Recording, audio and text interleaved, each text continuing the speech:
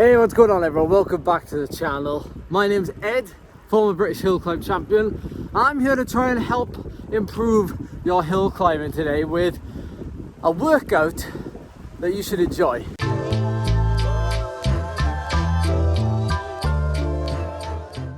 I've got a killer workout for you today, one that's intense, challenging, but most importantly a lot of fun. Type 2 fun, of course. So I've coined this workout the Hard Start Hill Climbers Special. I know, original, right? So this workout should improve your max aerobic power / VO2 max. Now it's actually a wonderfully simple workout, but one that I think is very effective. So give this one a try and let me know how you get on. As you know, I am doing some hill climbs in the UK right now. So I'm gonna share, as part of a series over the coming weeks, some videos of workout examples like this that you can try and include in your training too. Okay, so here's how the workout works.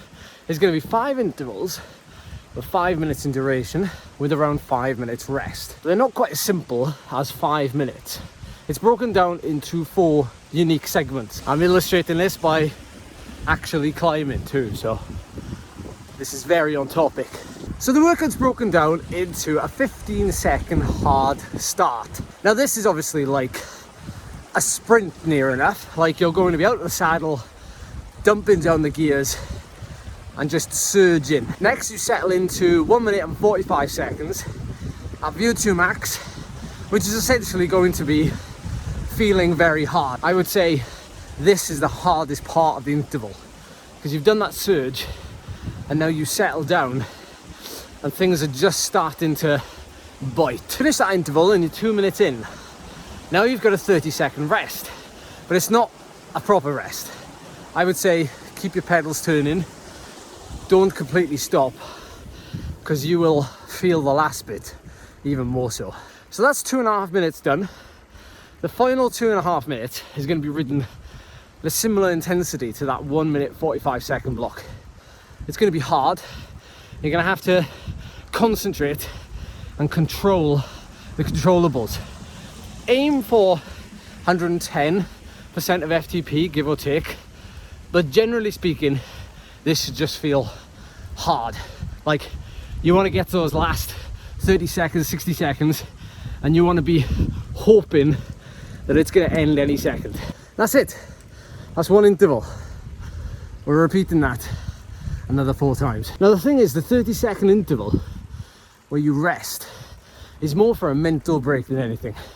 The fitter you are, you'll find you probably don't need that break at all. But I would say it's good to have in there because it does allow you to really knuckle down for that final 2.5 minute effort. Now this workout is designed to kind of replicate the unpredictability of real world climbs. Or maybe if you're out in a group ride or a race, generally they'll hit the bottom of these climbs quite hard and then settle into a rhythm. Sometimes I like to try and choose a climb, and that's part of the fun, that is somewhat similar to the session. And that can be very motivating when you're trying to focus on the effort.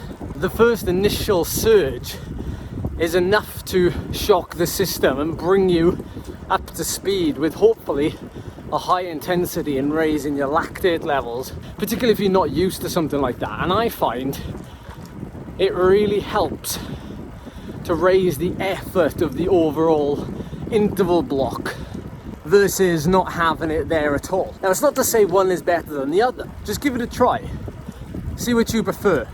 So that's the session itself. Now let's head back home and I'm going to talk about how you can adapt the session to fit your needs and also how you can possibly progress it in the future. By the way, if you're enjoying this workout in this video, leave a like down below, subscribe if you haven't already.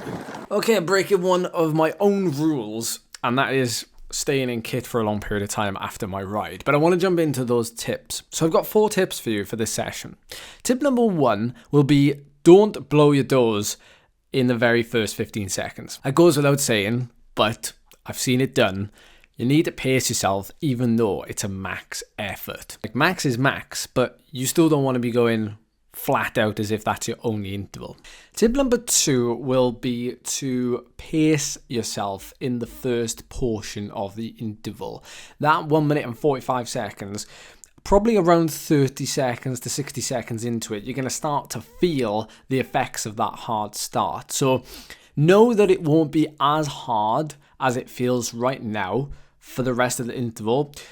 Your body gradually begins to register the effort that you're doing, and you'll soon get comfortable with the effort. Just bear with it. Tip number 3 is to use that recovery section wisely. Pick a climb that isn't too steep, that when you're taking that 30-second rest, you're not actually having to pedal at like threshold just to keep moving. Tip number 4 will be to really just survive that final section of the effort. I wouldn't say you should be worried too much about your power necessarily. This part of the interval is just going to flat out hurt. I'd like to say that you could be maintaining a similar kind of power that you did for the first 2 minutes of the intervals. But to be honest with you, a lot of people find this last section the hardest, and therefore you just need to grin and bear it. Now, I would make a note of the type of power you're able to do for these sections.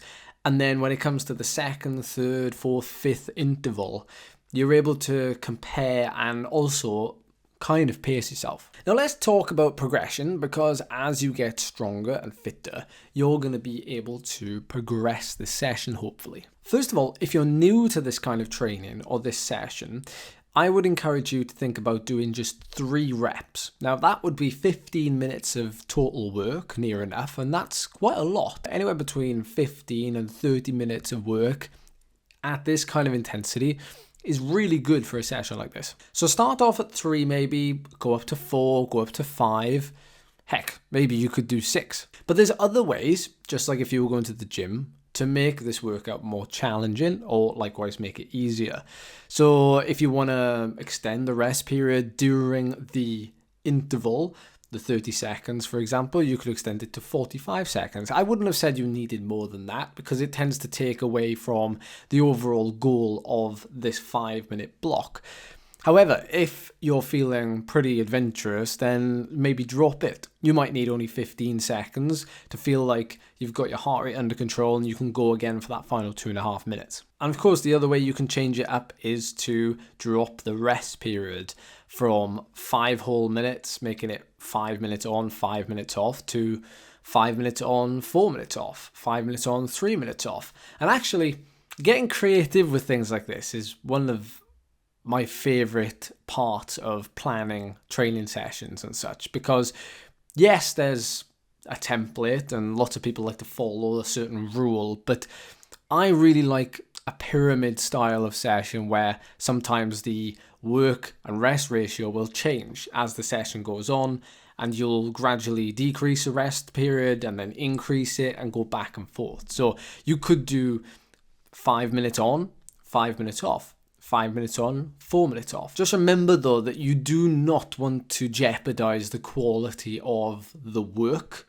during the on periods. That's very important. One quote that I really love that I find myself coming back to almost every day is training is testing and testing is training. A session like this, you can definitely see improvements over a couple of weeks. If you do the session once a week, for example, then after 3 weeks, you may well notice a fair difference. But remember to track your progress, because what gets measured gets managed.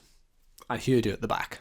So there we go, a relatively fun and challenging workout, I hope, for you to get your teeth into. So I challenge you to give it a try and let me know in the comments down below. I know plenty of you over on Discord who have picked up one of my training plans have definitely familiarized yourselves with this one, and you've certainly let me know how you found it too. So don't forget to subscribe and like the video too. It really helps the channel a lot, especially a video like this that can help reach more people. And we've got more exciting workouts and tips to come in this series over the next couple of weeks. So if you like the video and subscribe, it means you've enjoyed it, and that lets me know I can definitely do more. So that's it for today. I'll see you next time. Right, I can finally get showered now. Stinking.